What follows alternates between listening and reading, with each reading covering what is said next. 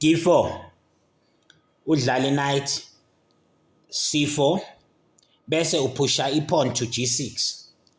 Right, i-King's Indian defense la kubukeka ngazathi uphula yonke imithetho ye-chess ekufundisayo ukuthi mawusafunda ukuthi fanele usheshe ucontrol i-center, mawu-control i-center uzo-control i-game, mawu-control i-game it's easy to win i-game ye-chess. But la i-King's Indian defense ithi nikezele u-white i-center kodwa wena you'll still be able to control the game and win. Ngizokukhombisa ukuthi kanjani. La asinayo ipawn thina esesenta njengamanje kodwa indlela esivula ngayo lapha masiphusha u-G6 sizofaka ibishop bese sisheshe siyakhasela better than u-white.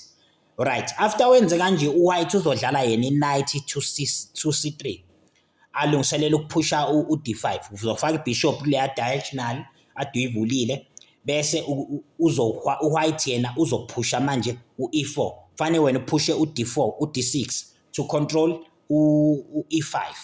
Right, into azoyenza uzodlala i-knight manje alungiselela nayo ukuthi akhasele wena uyakhasela before yena uzokhipha ibishop ukuthi alungisele ukukhasela ngoba usukhaselile wena.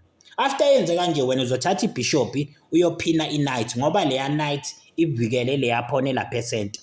Uzothatha ibishop yakho uphine i-knight ngebishop to i-queen.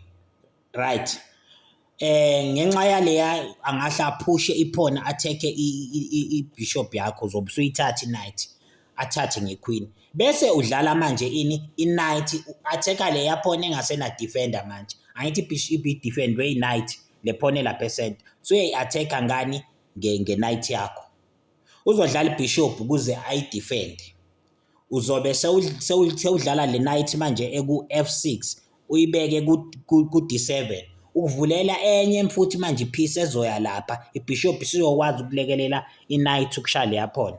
Uzodlala i-knight ukuze adefende le pawn yakhe yabo sekanama defender awu2 but you will still play wena manje ungashayi kodwa lapha but uzodlala i-knight uyibeke ku-e5 knight to e5 to attack ibishop ne-queen, attacking ibishop ne-queen. But kuya kubudomu lokho ngoba manje uluza i-knight ngepawn lakhe uzodla i-knight yakho. I-knight le ipawn eliku d4 lidla i-knight. You'll take the second knight udle ipawn. Take knight ushaye ipawn leli eliku e5. Still usa-attackile i-queen ne-bishop. Sekuyamphoqa ke manje ngoba akasenalo ipawn lokudla le knight ukuthi amove ngequeen. Make wamova ngequeen uzobe usushaya manje uzobe ushaya ibishop. Mawushaya le bishop futhi to take bishop and say check yabo. La usuyibuyisile i-knight yakho lo ihambile obviously because usuthola ibishop. At the same time it's a check. Sekumele manje anjani amove akasakhaselanga. Useluze ukukhasela wena wathola ipiece yakho back wazi wathola ne-pawn because ukhumbula ukuthi uthathe ne-pawn. Then usuyakwazi ukuthatha i-knight uyoshaya futhi elinye ipawn futhi leli liku b2 yabo.